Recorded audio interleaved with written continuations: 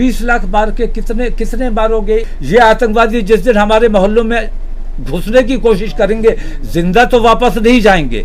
अयोध्या के बाद मथुरा ये पहला प्रयोग था, हरिद्वार में धर्म संसद दूसरा प्रयोग था। दोनों के पीछे की वजह जाने तो साफ है कि चुनाव से पहले मुद्दों की गर्माहट मापी जा रही है। आदाब द लीडर हिंदी के लिए वसीम अख्तर। जिस तरह से धर्म संसद में या उससे पहले की अगर हम बात करें कि मथुरा में घटनाएं हुई हैं या मथुरा में आंदोलन की बात चली है, वहाँ प्रदर्शन किए गए हैं, उससे एक मतलब पूरी तरह से जो निकल कर आता है वो साफ है कि चुनाव से पहले ऐसा माहौल बनाने की कोशिश हो रही है जिसमें वोटों को विकास की बजाय ध्रुवीकरण के तौर पर हासिल किया जा सकता है। अभी तक धर्म संसद को लेकर चर्चा हो रही थी, मेन मीडिया इस मुद्दे को पूरी तरह से उठाए हुआ है। उसकी गर्माहट देश में और देश से बाहर दिखाई दे रही है। विदेशी मीडिया भी धर्म संसद को लेकर अपनी तरह से व्याख्या कर रहा है। और अब इस मामले में आकर बरेली की बात करें, बरेली की बात इस वजह से कि क्योंकि यहाँ सुन्नी बरेलवी मुसलमानों का मरकज़ है दरगाह आला हजरत। दरगाह आला हजरत के ही एक फ़र्द हैं मौलाना तौक़ीर रज़ा ख़ां। मौलाना तौक़ीर रज़ा ख़ां अपनी पार्टी ऑल इंडिया इत्तेहादी मिल्लत काउंसिल भी चलाते हैं, वो चुनाव भी लड़ चुके हैं, चुनाव में फिर से उतरने जा रहे हैं, लेकिन अभी तक उनका किसी से तालमेल नहीं हुआ है। वो समाजवादी पार्टी से लेकर कांग्रेस और तमाम प्रमुख दलों को निशाना बनाए हुए हैं। आज उन्होंने बहुत बड़ी बात कही है। जिस तरह से धर्म संसद में ये कहा गया कि मुसलमानों को मारने का लक्ष्य है, मौलाना ने इस मुद्दे को पकड़ते हुए आज एक प्रेस कॉन्फ्रेंस में ऐलान किया। ऐसी स्थिति अगर हमारे देश में बनती है तो ये हमारे लिए निहायत शर्म की बात है। वो तो देशद्रोही हैं, उन्हें देश से प्यार नहीं है बल्कि सत्ता से और अपने मफाद से मोहब्बत करने वाले लोग हैं। लेकिन हम तकलीफ़ में रहकर, परेशानी में रहकर भी अपने देश से प्यार करने वाले लोग हैं। इसलिए हमारे उलमा ने इत्तिफाक राय से ये फ़ैसला किया है कि अपने मुल्क में अमन व अमान कायम रखने के लिए, मुल्क को गृह युद्ध से बचाने के लिए, दंगे फसाद से, आतंकवाद से बचाने के लिए, उनकी मंशा 20 लाख मुसलमानों को कत्ल करने की है, तो हम कत्ल होने के लिए तैयार हैं। आप हुकूमत से मैं मांग करता हूं कि हुकूमत अपने उन आतंकवादी गुंडों को भेजकर हमारा चाहे तो कत्ल कराए, या सैनिक और अर्धसैनिक बल तमाम आपके ज़ेर हुक्म हैं, आप चाहे तो उन्हें हुक्म देकर हमारा कत्ल कराएं। लेकिन अब हम सब्र करने वाले नहीं हैं। मुल्क के अमन व अमान के लिए हमने ये फ़ैसला किया है कि आने वाले जुमे को 7 जनवरी को इस्लामिया इंटर कॉलेज के मैदान में 20,000 मुसलमान स्वेच्छा से, अपनी मर्ज़ी से सरेंडर करेंगे। और दावत दी जाती है, चाहे पुलिस को भेजकर, चाहे अर्धसैनिक बलों को भेजकर, चाहे अपने उन आतंकवादी गुंडों को भेजकर, जिस तरह भी चाहे हुकूमत हमारा कत्ल करवा सकती है। हम उसके लिए किसी किस्म की कोई दाद और फरियाद भी नहीं करेंगे। और अगर उनकी प्यास खून से बुझती है तो उन्होंने 20 लाख का लक्ष्य रखा है, हम उन्हें 20 लाख देने को तैयार हैं। हमारे उलमा ने ये फ़ैसला किया है कि मुल्क में फसाद नहीं होने देना है। इसके लिए आसानी का और बेहतरी का रास्ता ये है कि हम अपने मुल्क के लिए कुर्बानी दें, अपनी जानों की कुर्बानी दें। और हर जुमे को इंशाअल्लाह, पहला जुमा हमारा 7 जनवरी को पड़ रहा है, पहला जुमा हम 20,000 मुसलमानों को जमा करेंगे इस्लामिया की फील्ड में और दावत देते हैं कि आइए हमारा कत्ल कीजिए। हम हाथ बांध कर खड़े होंगे, कोई एहतजाज नहीं करेंगे, किसी किस्म का ऐसा एहतजाज नहीं होगा। उन्होंने जगह भी तय कर दी है और सरकार से ये मांग की है कि चाहे सेना भेजें, पुलिस भेजें, या फिर धर्म संसद में जिन लोगों ने ये ऐलान किया कि मुसलमानों को मारना है, उन गुंडों को भेज दिया जाए। ये मामला बहुत ज़्यादा तूल पकड़ गया है। जिस तरह से हमने देखा कि मौलाना के तेवर थे, वो तेवर इस बात का संकेत थे कि अब ये मामला आसानी से ख़त्म नहीं होगा। जाहिर सी बात है ये आगे बढ़ेगा। आगे इस वजह से बढ़ेगा कि इसमें जितने भी मुस्लिम गलियारे हैं, कहीं ना कहीं उनमें गुस्सा है और ख़ास तौर से मुसलमानों में भी ये गुस्सा दिखाई दे रहा है कि उन्हें इस तरह से टारगेट किया जा रहा है। वो जवाब के इंतज़ार में थे और जिस तरह का सटीक जवाब, या हम ये कह सकते हैं कि जैसा धर्म संसद में कहा गया, कुछ वैसा ही मौलाना ने भी कहा है। दरगाह आला हजरत स्थित आवास पर मौलाना तौक़ीर रज़ा खां के प्रेस कॉन्फ्रेंस के दौरान कैसे तेवर थे, ये हम अपने साथी अतीक खान से जानते हैं। यहाँ आज नबीर आला हजरत मौलाना तौक़ीर रज़ा खां की एक प्रेस कॉन्फ्रेंस हुई है, जिसमें उन्होंने हरिद्वार धर्म संसद, जो हाल ही में 17 से 19 दिसंबर तक हरिद्वार में धर्म संसद हुई थी, जिसमें 20 लाख मुसलमानों के नरसंहार की बात कही गई थी, उसको आधार बनाकर मौलाना ने कहा है कि अगर वो 20 लाख मुसलमानों को मारने के लिए आएंगे तो मुसलमान भी खामोश नहीं रहेंगे। जाहिर है कि ऐसे में गृहयुद्ध की स्थिति बन सकती है। मौलाना ने एक बड़ी बात ये भी कही है कि उन्होंने उलेमा को उकसाने की कोशिश की है, लेकिन उलेमाओं ने अपने देश से वफादारी का सबूत देते हुए कहा कि हम किसी तरह की हिंसा नहीं चाहते हैं और इसके बदले में हम 20,000 लोग इस्लामिया इंटर कॉलेज मैदान में जमा होंगे, जहां खुद अपनी तरफ से कुर्बानी पेश करने की दावत देंगे। इसमें दो बड़ी बातें हैं कि एक तरफ जो है धर्म संसद अयोध्या में हुई है, उसको लेकर क्रिया और प्रतिक्रिया दोनों सामने आ रही हैं। मौलाना तौक़ीर रज़ा खुद ये बात कबूल कर रहे हैं कि उन्होंने इस संदर्भ में उलेमाओं को उकसाने की भी कोशिश की है, लेकिन उलेमाओं ने इससे मना कर। मशहूर फिल्म अभिनेता नसरुद्दीन शाह ने भी इस मामले को बहुत तीखे अंदाज में रिएक्ट किया है और इस मामले में पूर्व राज्यसभा सदस्य मोहम्मद अदीब ने मुसलमानों से किस तरह का आह्वान किया है, वो भी जान लेते हैं।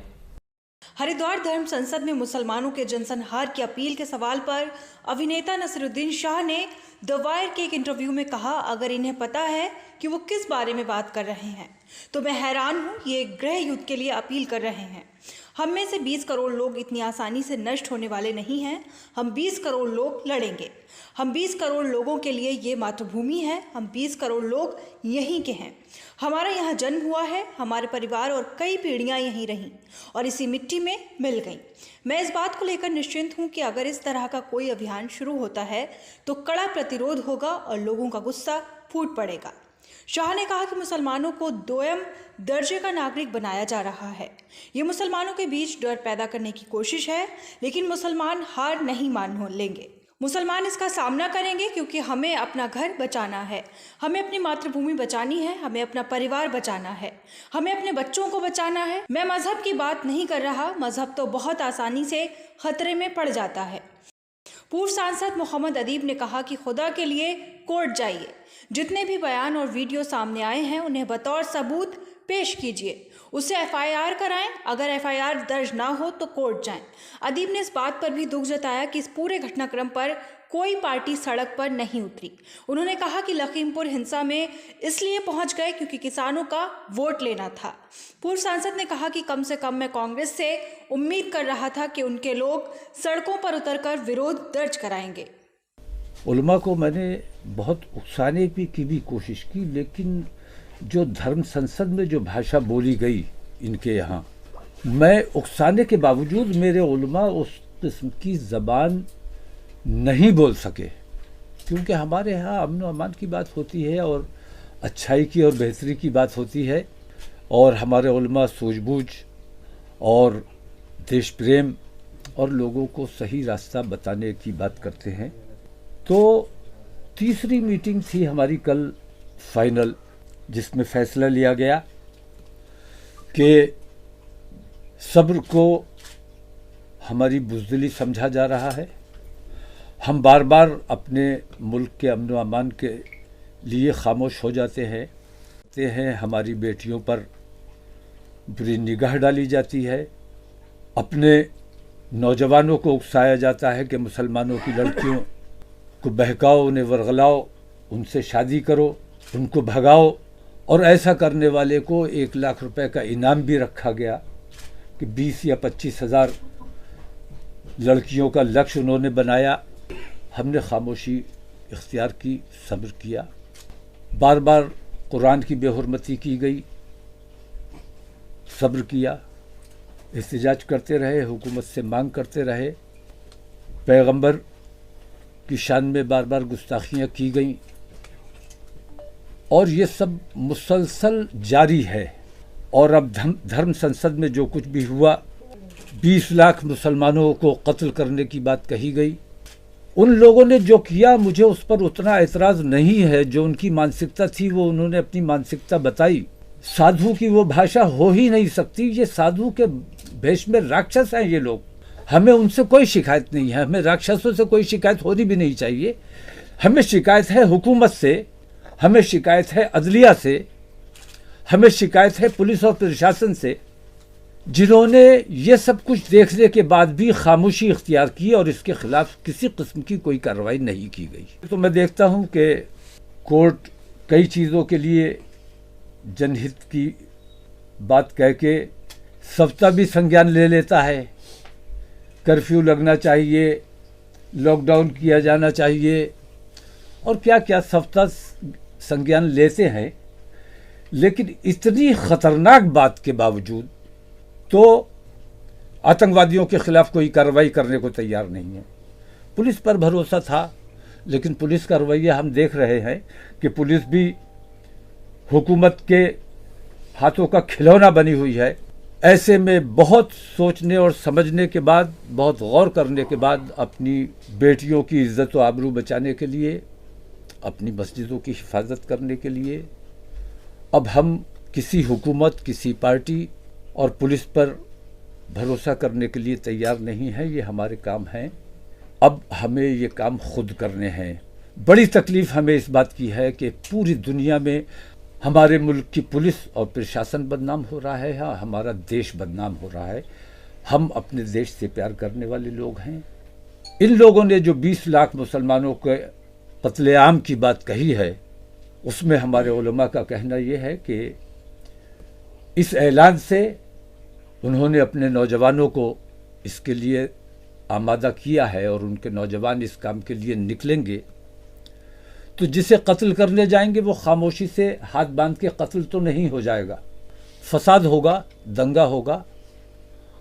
और हम अपने मुल्क में किसी भी हालत में दंगा और फसाद नहीं होने देना चाहते। पूरी दुनिया को ये देखना चाहिए कि हिंदुस्तान में किस किस्म का माहौल बनाया हुआ है इन आतंकवादियों ने, जो हमारे ऊपर आतंकवाद का इल्ज़ाम लगाते हैं। असल में आतंकवादी यही हैं। हुकूमत ये कहती है कि हमारी शासनकाल में एक भी दंगा नहीं हुआ। मैं ये कहता हूं कि असल दंगाई तुम ही थे, तुम ही दंगा कराते थे। आज तुम हुकूमत में हो इसलिए दंगा नहीं होता है। तुम जिस दिन हुकूमत में नहीं रहोगे फिर दंगे कराओगे। पहले खुद करते थे, अभी अपने गुंडों से तुम इस किस्म का माहौल बनवा रहे हो और दंगे फसाद करवाना चाहते हो। आने वाली 7 जनवरी को जुमे की नमाज इंशाअल्लाह इस्लामिया इंटर कॉलेज में 20,000 हमारे नौजवान मुसलमान नमाज अदा करेंगे। और नमाज के बाद हम दावत देते हैं हमारे देश की एकता और अखंडता को जो लोग बर्बाद कर देना चाहते हैं, हम त्याग की भावना से, कुर्बानी की भावना से, अपने देश प्रेम की भावना से हम खड़े हैं। उनका इंतज़ार कर रहे हैं कि आइए हमारा कत्ल कीजिए। और हर जुमे को इंशाअल्लाह ये 20,000 नौजवान हर ज़िले में, इस्लामिया इंटर कॉलेज के मैदान में बरेली में भी लगातार, और उसके बाद दूसरे अज़ला में भी इंशाअल्लाह हर जुमे को 20,000 मुसलमान जमा होंगे, जो उन लोगों को दावत देंगे कि आइए हमारा कत्ल कीजिए। वरना ये फितना व फसाद और ये ज़ुबान, ये गंदी ज़ुबान बंद कीजिए। ये सिलसिला हमारा तब तक जारी रहेगा, तो ये एहतजाज हमारा तब तक जारी रहेगा जब तक ऐसे देशद्रोहियों के खिलाफ सख्त कार्रवाई नहीं की जाती है, इनको गिरफ्तार नहीं किया जाता है, देशद्रोह के मुकदमे इन पर कायम नहीं किए जाते हैं।